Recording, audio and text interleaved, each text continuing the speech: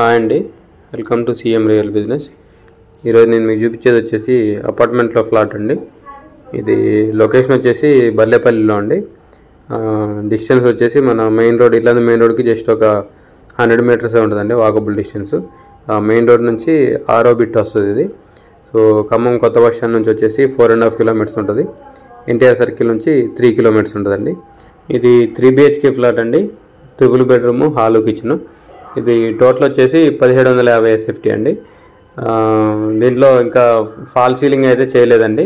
So చిన్న చిన్న finishing works ఉన్నాయి. సో ఇది అపార్ట్మెంట్ బిల్డింగ్ వచ్చేసి నార్త్ వెస్ట్ కార్నర్ అండి. సో అపార్ట్మెంట్ ఫ్లాట్ వచ్చేసి నార్త్ ఈస్ట్ కార్నర్ అండి.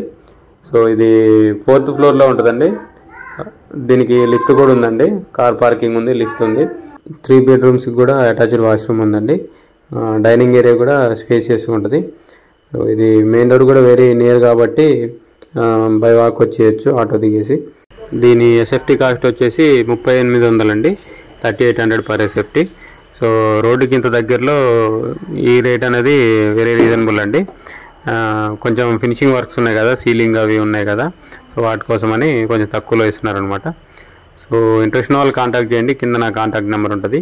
కొంతమంది వీడియో పూర్తి చూడకుండానే రేట్ ఎంత అని కామెంట్ పెడుతున్నారండి.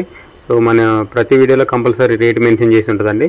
సో మీరు అడిగినప్పుడు చెప్పడానికి నాకు ఏం ఇబ్బంది లేదండి. కాకపోతే మీరు ఆ కామెంట్ టైప్ చేసే టైంలో వీడియోని స్కిప్ చేసి లాస్ట్ ఒక 5 సెకండ్స్ చూసారనుకోండి, కంపల్సరీ లాస్ట్ 5 సెకండ్స్లో కూడా రేట్ మెన్షన్ చేసి ఉంటుందండి. కొంతమంది కస్టమర్లు ప్రాపర్టీ లైవ్లో చూడకముందే కామెంట్స్లో ఇంకా ఫోన్ చేసి ఫోన్లోనే బేరాలు ఆడుతూ ఉంటారండి.